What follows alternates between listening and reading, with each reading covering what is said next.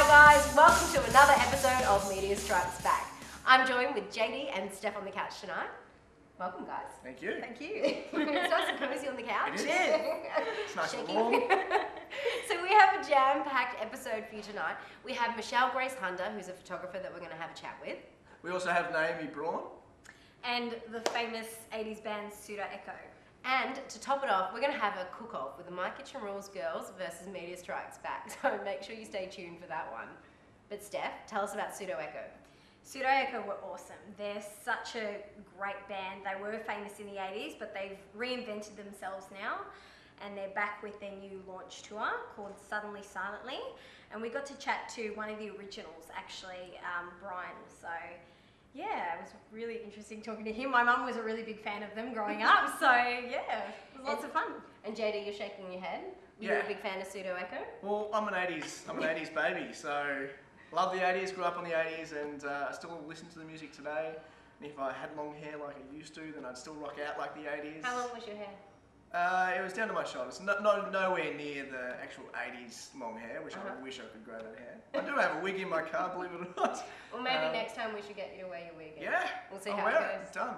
Great. Well, let's have a look at Steph and Sharon having a chat to Pseudo. Hi, we're here with two band members of Pseudo, Brian and Simon. Brian and Simon, how are you going? We're going good. Fantastic.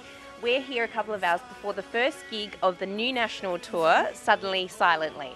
And we just checked out your sound check, guys. And that Cool. was fantastic. That was awesome. So tell us a little bit about the band Pseudo and how you guys have evolved. Well, I guess, we started back in the early 80s and sort of progressed through the 80s. We had a fair few lineup changes along the way, a few sound changes, direction changes, but predominantly stayed in the same vein.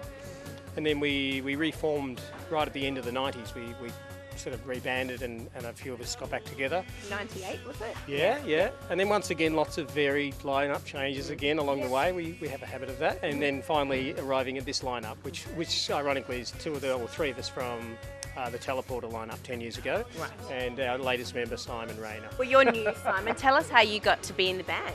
I've just been friends with Braun for quite a long time. And I think in passing, I said I'll help you out one day if you ever need someone to play bass. I was kidding. And I took him very literally. he took me seriously. So I actually had to very quickly get up to speed so as to live up to my part of the bargain. Yeah. So tell us a little bit about this tour, Suddenly Silently. Well, it's the first time in probably 20 years that we've introduced new music into the set. And we've rejigged the old songs around a bit, found some sort of hidden gems that we haven't played for a long time, so got those into the set. So yeah, all pretty exciting for us. What was the rehearsal schedule like prior to this? It was pretty intense. Pretty intense. Yeah. There was a lot of new learning and old learning, and but yeah, it was intense, no doubt, but it was great. It was really productive, and it was a fantastic vibe at rehearsal. Yeah. A lot of cheese eating. Yeah, cheese and finger food. Yeah. Were you rusty? No, not at all. No, we fired right up. Yeah, fantastic. So you guys would have done, Brian would have done a national tour before. Yeah. What was your most popular state or place, Oh wow. if you can recall? I mean, look, we toured Australia round and round. Yeah. It must be hundreds of times. Yeah. It's always been good. It's good when you have a new song out. That's probably the most exciting, when there's something new and you're sort of ready to play it to people and you can feel the excitement.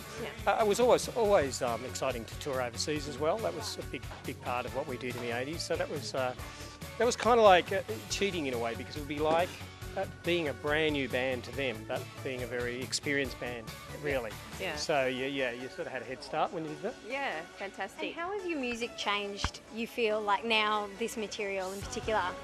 Well, funnily enough, it's kind of done a big 360. It took us a long time, for me especially as a producer and writer, to kind of realise what the sound was going to be for Pseudo for new material. And I think that, I tried this and tried that, and I just wasn't quite right. It didn't feel right. And then when we got the new band together and everyone sort of gelled, then it all just became very clear and very obvious. Organically and naturally. We just found our sound, which was kind of very close to the sound we had in '82. Wow. So what next for you guys? Well, the next thing there'll be another single released, which we've already introduced into the set to try it out, get a vibe from the audiences, and then an album's on the cards. So we're planning that out. Yeah. Definitely look out for that. I got to tell my mum about that. She'll be very. I'm gonna like your Facebook page and add myself to it so I can keep in touch as well. Do that. Sure. Perfect. Fantastic. Awesome. Thank you so much for chatting to us. And if there's anything that you guys want to say finally to your fans, No, we love you. That's about all. and thanks for coming. We'll see you on the tour. Yeah. Well, it looks like you and Sharon had an amazing time with Pseudo Echo. We did. We had a bit of a dance. Got to see the behind the scenes, how they do it all. Yeah, a bit of a sound check. Yes, that's it. Oh, we didn't do the sound check, obviously. We watched No, them. of course. But that was really good. I should have. That was really good. You a little bit jealous? Insanely jealous. 80s baby. 80s baby, yeah, and didn't even know about it, and then bang, it's on Facebook, and it was just rude. Really. Lucked out. Lucked out, yeah, indeed. Sorry, JD. Oh, you will be. She's She not. will She's be. not sorry. She's not. Never sorry. And that's why she will be. Well, we're going to jump to a break. When we come back, we're going to have a chat to Naomi Braun, so stick around.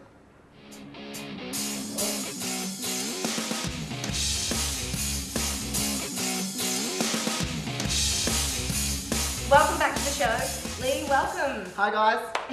How you doing? Good. So before we chat to our next guest, Naomi Braun, she's a musician, really built herself up from the ground. I just think it's so important to talk about, musicians, their journey, the creative process. Absolutely. And it's good to take people through what you do behind the scenes. So, how you write a song, how your dance rehearsals, everything that makes up the end result. So it's really important, and people really like to see that these days. And because, it's so true, you see stories in newspapers or on the internet, whatever it may be, of someone, all of a sudden, they've got a song out, or they're an actor and they're in a film, and, they just made it. But, realistically, they're taking, 8 to 16 years potentially to even build that. Right. And everyone has their own, I guess, their process when they do it. Yeah. Everyone's different, so it's amazing to see how it all comes together and how they take their own influences and their own journeys. With such great groundwork, Yeah. hard work and Absolutely. dedication. Absolutely. Yeah. Yeah. Well, we're talking about one such lady, Naomi, and you went and visited her. Yeah, she was lovely, and she was really different, and speaking of, very unique, and she takes you through that journey as well. And her style's very dark, so you'll see that in the interviews.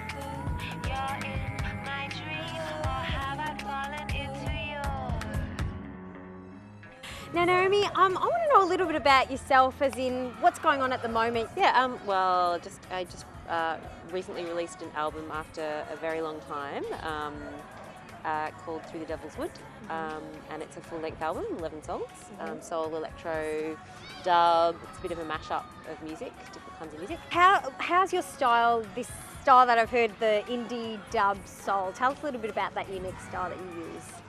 Yeah, it's unique because I guess I use a lot of different I have a lot of different musical influences. From anything from sort of classical to soul, electro. How did you get into music world? I just, I was studying fine art at Wimbledon College of Art in the UK, and I was just listening to a lot of music. I really just loved. I just always had my headphones on, painting away in the studio, and I think it just turned into a passion where I just had to make it, and I had to start teaching myself computer production and music production. And I'm so interested to know about this album. so it's just all about my life experiences. I guess music is about, sometimes for some artists it's about your personal experiences. Yeah. So for me it's very much about things that have happened in my life. And I've heard you use a new way of how an artist should be these days. Obviously, I think it's really important you know, if you're an artist and you write music, to sort of be able to guide the public's view of who you are and how you want to be seen, and especially if you're creative and you want to sort of tell a story, whether it's, you know, like for me, you know, working with a filmmaking team to come up with a video clip concept that was fairy tale-like and very sort of whimsical and that sort of thing. You don't want to just be a performer that kind of looks good, Right. and that's it. Yep. You want to kind of give them something else. Yep. And doing it myself has been a really great process because, you know, getting the video clip and, you know, sorting that out, and then doing the album and producing that, and then working with other people. And I think if I had have been signed to a record company and they had have done it all for me, maybe, I guess the process wouldn't have been so in detail intimate, and it's just been a wonderful unfolding Experience. process. Yeah. It's great to see such a hard-working lady. Absolutely. Love the video. The video was great. Thinking. Those words, I was thinking, wow. Very inspirational as well. And speaking of inspirational people, I got to catch up with Michelle Grace Hunder. She got given a DSLR camera 2 years ago when she was about to go on an overseas holiday. And she's been a model, amongst other things. And so basically she, you know, took photos recreationally, and some of her photographer contacts saw the photos and said, yeah, you're quite good at this. So she kind of thought, all right, I'm going to go all in and do photography. It's interesting how, you know, sometimes you get that role reversal happening in different industries, like, you know, model to photographer, you know, actor to singer, and everyone just, you know, it's like musical chairs. they want to be in the industry, so they do whatever they can. Pretty much. The whole loop. What are you going to do next, Kim? Ooh, who knows? Yes. We'll see. I like a camera as well. But anyway. Well, let's go have a look at her and her exhibition as well. Can you tell us a little bit about your style of photography? A lot of people actually describe my style as quite bold. It's a word that comes across when people are describing my work, so I'll take that. I like contrast, colour. I like the person that I'm kind of shooting to really pop. I guess that's why this particular styles of photography I quite like. The exhibition that you're seeing at the moment is a dance exhibition, so it really is about having a central focus point of a dancer, and that them really kind of coming to the forefront of their environment. But I also love portraiture, and I also love shooting live music as well. That's fantastic. And so what made you get into photography? Have you come from a performing background since that's what you take photos of, or? No, I actually fell into it. I've been shooting for 2.5 years now. I was given a camera by my husband 2 years ago, just as a gift to say, oh, this would be great for you to take photos when we go overseas. And I've always liked taking photos. I was the person at parties that would take photos and upload them on Facebook really quickly. Everyone's like, Michelle, when are you going to upload the photos? So I guess I've always liked taking it, but I did from, I guess, a technical perspective or a composition perspective, I've never really thought about it too much until my husband gave me a camera and I just started playing around with it. I went on a photo shoot with a friend of mine who's a photographer. I used to model, and he's a really good friend of mine. Went on a photo shoot, and then a few people had seen my photos that are photographers and went, actually, you're actually pretty good at this. So, like, you know, there was obviously a lot that I needed to learn, and I had absolutely no idea what I was doing. So can you tell us a little bit about what your life is like and what the difference is between just picking up a camera and being a professional? Okay, that's a loaded question, and there's a lot of professional photographers out there that I guess will probably disagree with my answer, because I have literally picked up the camera just a couple of years ago. But I guess for me and my perspective is when I found out that it was a passion and I loved it, I literally dropped everything and threw my entire life into it. I don't have that technical background, like I haven't studied, but I do work my ass off every single day to be shooting or trying to learn something about it, to always practicing. I don't claim to be the most amazing photographer, and I've got so much to learn, but I learn something every single day from people, and I'm constantly looking at people's work and what I like and what I don't like and how I can be better, different lighting techniques, and one thing I think that's often overlooked is the relationship you have with people that you work with, and I think that's a strength of mine, is that really connecting with the person that you're shooting. Well, something I'm definitely getting a lot of joy out is looking at these pictures that we've got here. So what inspired you to do these?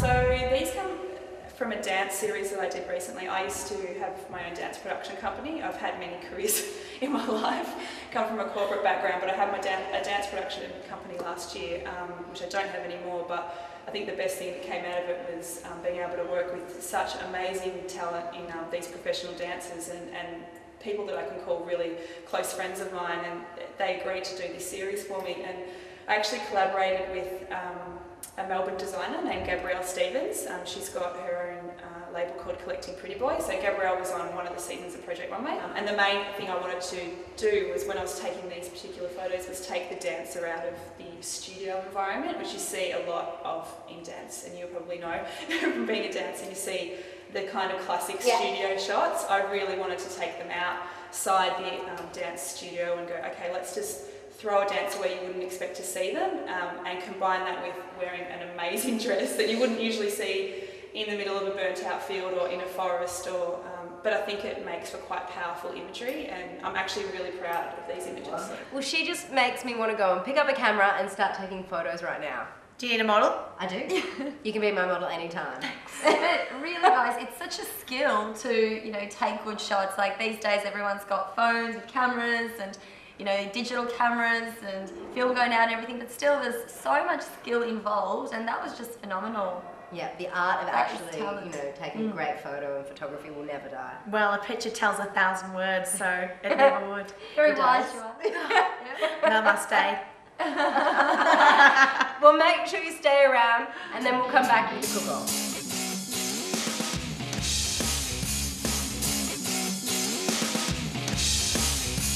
Welcome back from the break. We're so excited because we have Tristan joining us on the couch. T-Money.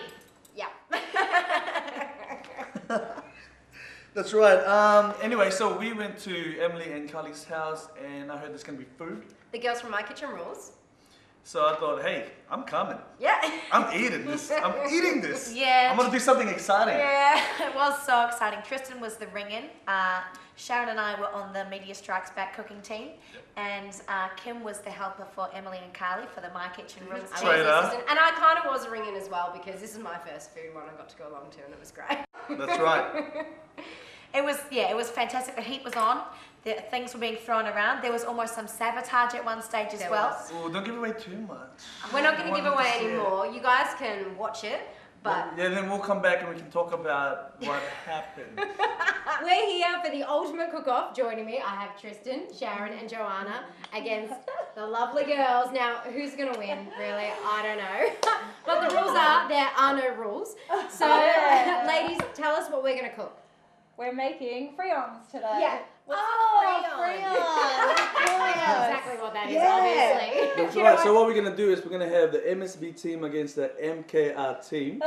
And I think we're going to have like a 10-minute lead. Yeah, you guys can have the recipe. We've deliberately chosen something that should be quite easy to make. So if you stuff it up, there's notes. We're here in your family home. Yep, been here our whole lives. Is this where it all started? The dream of cooking? Yeah, it is, and this is also where we did our instant restaurant on the show too. Fantastic. So this kitchen's been used a lot. We used to have our stools, and Mum would have us making pancakes and sponge cakes and everything. So yum. Spent a lot of time in this kitchen. A lot of eating done in this kitchen. So tell me, life after My Kitchen Rules, what's been happening? We've gone back. Sorry. I've just got the giggles here. So we've pretty much gone back into our regular jobs, but we've also been trying to incorporate cooking stuff on the side. So we did some cooking classes for the last couple of weekends. So. Yeah, so we've had a few people stop us. People still stop us every now and then and say, you know, how did you make the dumpling skins, or how did you make that laksa paste? And, you know, with those people asking us those questions, we kind of went, all right, well, maybe we'll put on some cooking classes. Yeah. There might be enough of a... Yeah, definitely. What's the word out there? Interest. Enough interest following. enough of a following for us to put on some cooking classes. Well, I didn't even know that you guys were doing cooking classes. So tell me, in your cooking classes, what do you teach? Everything, the basics of cooking? We put on 2 different classes so far, and they were 3-course meals. They were Asian inspired because that's what we ended up doing on the show a lot, although we never did before we went on the show, interestingly enough. Anyhow, we had a 3-course meal basically that people came and learnt how to make it. So we did the cooking and they watched and got to participate a little bit. And then they got to drink wine and eat macaron and then eat the food as we went through, and it was just really good arvos, both of them. It was really fun, and Carly actually took the time and effort to devise an Asian-inspired macaron. Because Emily told me I had to. I told her she had to, and she got Rocco's macaron recipe. Exactly. And she made a lychee macaron, and it is the best. I really think you could sell them. They were beautiful. Everyone, lychee macaron. Sounds good. All right, so what I'm doing here, Jamie Oliver, I've got the white chocolate over a boiling pot of water like that, right? So all that's happening is as the water's coming up, it's going to melt the chocolate. Bosh! Absolutely delicious. Tell me, do you guys get to go out a lot in Melbourne? Because obviously Melbourne's known as the foodie city. Yeah. Do you go out a lot, taste new foods? Yeah. Love going to new restaurants, love trying the degustation courses at all, so I get to try everything. Matching wines, thanks. Yep, so that's a favourite. Yeah. Definitely. There's heaps of good food in Melbourne. Melbourne is one of the best cities for food. We're and so lucky. cheap eats as well. Yeah, and I mean, going around Australia on MKR, I think we really developed even more of an appreciation for Melbourne because, I mean, you go to places like Perth, they're nice cities, but the restaurants aren't that great and they're so expensive. Yeah. So Melbourne's got it all. It's got awesome restaurants and the price is okay. So Yeah, and I think I really I realised how much I love Melbourne and how great the value and quality of the food is because I lived in Perth for 3 years. I'm glad you used that as an example. Because the food is so expensive over there. I love Perth. It's such a beautiful city. But I didn't realise how expensive it was until I came home. Yeah. And I realised, you know, you can go out and get a bowl of noodles for $10. In Perth, it's really difficult to find those sorts of cheap eats that are such good quality. And in Perth, you might have like 1 or 2 like cheap restaurants like that, but in Melbourne, you've got streets of them. Yeah. That's awesome. Victoria Street, yum. Yeah. Alright, so what we're going to be doing now is we're going to be tasting these beautiful Freons. Let's going to be judged. This, by the way, Don't tip them. Media Strikes Back, and I don't even know what you call this. It's a deconstructed Freon. It's a new creative. It's the creative approach. It fell on the floor and they picked it up and put it on the Alright, ladies, so what we're going to do Teaching artwork is what it's called. is we're gonna get Tim to come on, here Tim. and taste it. Yay. Because we're all pretty much biased. And then don't forget who you work for. I actually think you win regardless. But have a little bit of curd and cream. Yeah, you're right. And curd. No, the curd isn't worth it. It's not sticking. It's not staying. Do you need some water with that? We need some critique. Some critique along the way. Nice and leathery. Yeah. Very nice. Texture. Texture was very nice. No burning. Yeah. Presentation. Presentation, a little to be desired. Oh. Good effort though with what you had. Good effort. Good combination of flavours. Yeah. Especially considering mum's cooking. I like eating food. I just don't know how to make it. That's all. All right, now. Alright, hold on. Let's try this beautiful thing here. Which one do you want to try? Take a photo. Whatever anyone thinks. I first want to compliment on how many It's a friend. good ones there What was are. the name of what you presented? Raspberry Dream. Hey. Ours was called Lemon Turd. It suits it. No, it's so tasty. Okay, description? Oh, that's very good.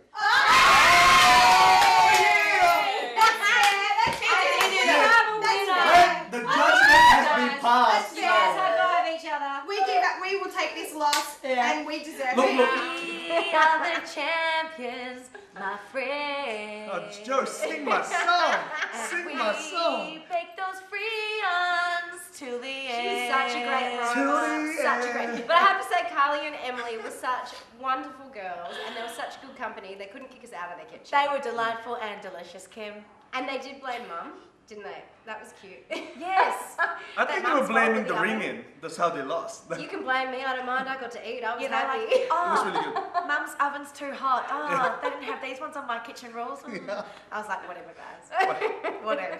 I think we won because of the egg beating. It's Tristan called was whisking. so bad. Oh, so whisking. All right, I'm learning as I go. He was like, "What did you put in those eggs to make them so fluffy?" I'm like, nothing. I swear she was cheating. She might have put a sprinkle of flour and But fairy we dust don't on Stop there. talking. It's not going to But we were work. having a conversation about your kind of food. Activity food. That's right, activity food. Yeah, I don't like activity Explain food. to everyone what activity food is. Well, activity food is when you eat crabs or shrimp or like anything that you have to do an activity on, like this Before rice you can eat it. paper roll. Yeah, because then you gotta get your hands dirty. You know, when you go to a restaurant and they give you a brick and they go, here's your dead meat, cook it. I'm like, dude, I paid $30 for this. Why aren't you cooking it for me? I could do this at home. So I don't like activity food. I came with a spoon. And a straw. And a straw. And a bib. That's it. Speaking of I'm here bibs, to eat. You did have a beautiful apron. Yes, got it from Martha Stewart herself. Mm-hmm. It was. Joanna Betty Simmons Crocker. What is that? It's my new name. I don't know. She was made for the kitchen. I'm not with the premixes though. Always from scratch. I think we should have another cooking should. thing soon. It was good fun because We will. I think they were asking for a rematch, so we'll see. That would be good. We could have like extra challenges in there as well. We can take Like them a down physical to challenge our at the same house. time. A physical challenge. An eating challenge. Oh, I don't know about that one. Oh, they can eat, I think. You'd be ready to lose. Well, if you have an idea for a challenge, why don't you jump onto our website and let us know, and maybe we can make it come true. That's right. Tristan's like, I want to eat it. Yeah, I'm just like, come on, give me some ideas. We're up for it. Anything. Okay, so we hope you enjoyed the episode tonight. Jump online, Mediastrikes.com, and we'll see you next week. Bye.